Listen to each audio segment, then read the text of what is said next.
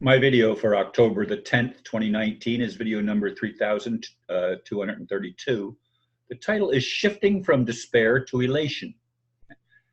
When YouTube blocked my video a couple days ago, I was really discouraged. There was nothing in that video from my point of view that warranted rejection. After all, I keep calling for love and truth, changes we can actually experience instead of just hoping.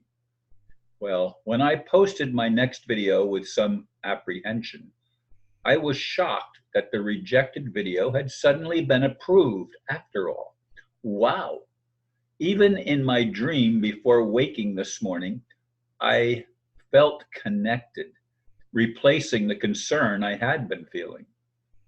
How can something that may seem unimportant to some have such an immediate effect, even in the dream state?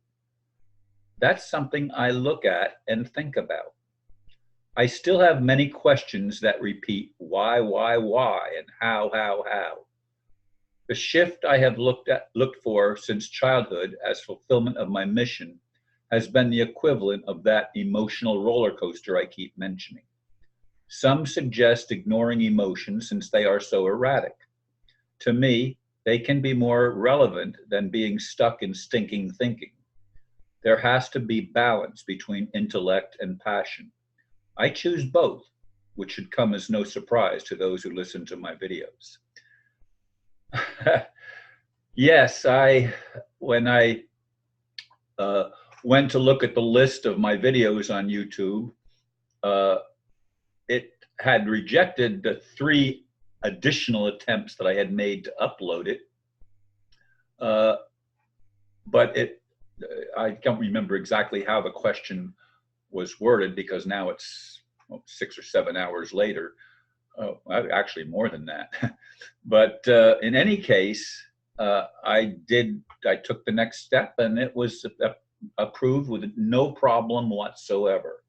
And it went live right after my newest video. So both videos are now live on YouTube, and the older video, as of the time that I'm recording this, has a little bit more views than the newest one. So things are happening there, and again, that put me into a state of elation. Now I'm still not certain. I mean, I have people send me things about Donald Trump and want me to get on his bandwagon, which I'm still not going to do. I'd like to see some of the things he's doing succeed. I'd like to see him break the back of the Fed. I believe the Fed is a criminal operation and has been all from its entire history. I believe it existed before it was even called the Fed, and it is an international bankers conglomerate that wants to rule through monetary manipulation. And this has to stop if humanity is ever going to be freed from the corruption of a system based on lies and a sleight of hand. And I'm not meaning honest magic, I'm meaning dishonest magic, where there is purposeful deception. There's a difference between entertainment and messing with people's lives and forcing some into poverty while enriching others in a system that is not fair and balanced. It is absolutely a criminal operation, and the money system has always been a system of enslavement. It's never been a system of liberating people. Someday we need to see that. And people raise the questions. One of my friends wanted to know what I felt of. I don't even remember the name of the group, but it's an extraterrestrial group, and wanted to know. I looked it up because it didn't immediately ring a bell like Pleiadians and other groups that I'm a little bit more familiar with, at least the name of them. But there are extraterrestrial groups, and perhaps everything in the universe is extraterrestrial because it's coming out of a cosmic world into a physical world, or put another way, it's coming out of a spiritual or non-physical world into a manifest reality. And this is part of the creative process, I believe. And I said believe, and I know that has a lie in the middle of it, as I keep on saying.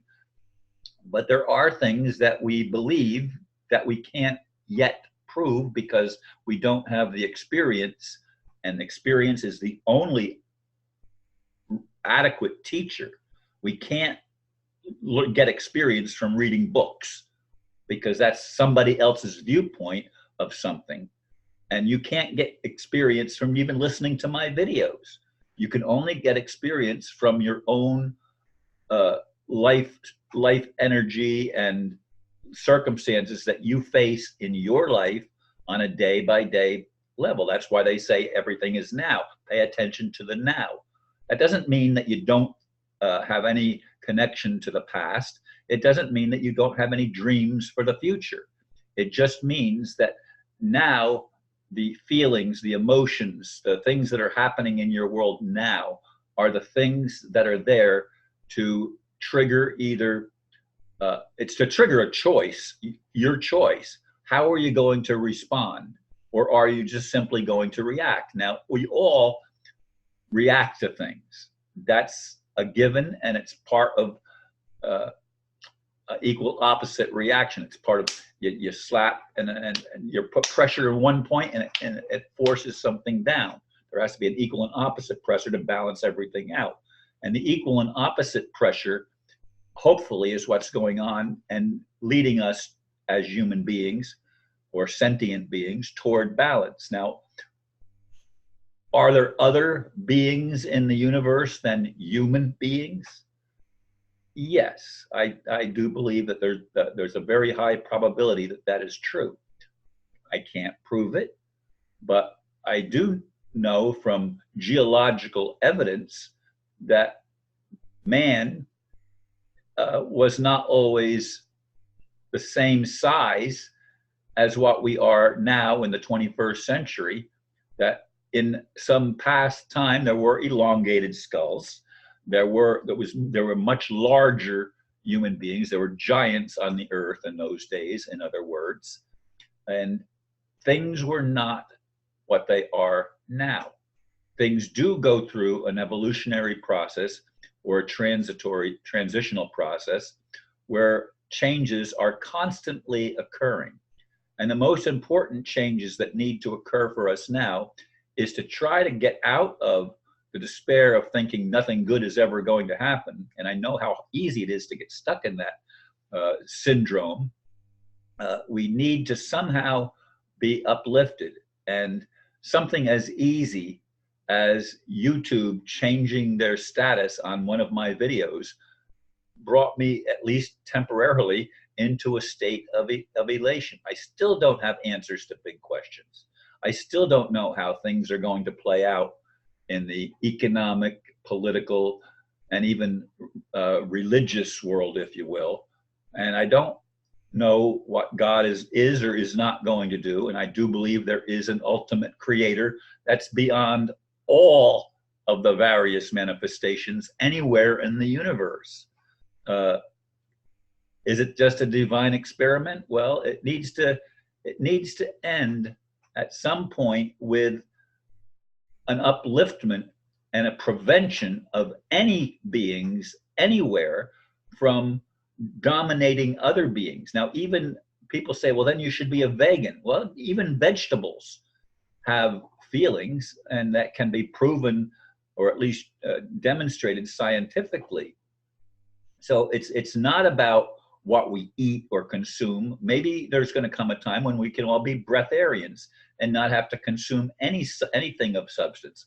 I don't know if that will ever happen, but there are some people that have suggested that such beings have existed in our human history, and maybe the goal of where we're going to go, but we're not there yet. And so it's not about condemning somebody because they're eating the wrong food. People have to survive, and there needs to be honoring of all life, whether it's animal or plant or whatever. Anyway, my time is up, and I do appreciate those of you that have taken time to listen. Thank you, and namaste.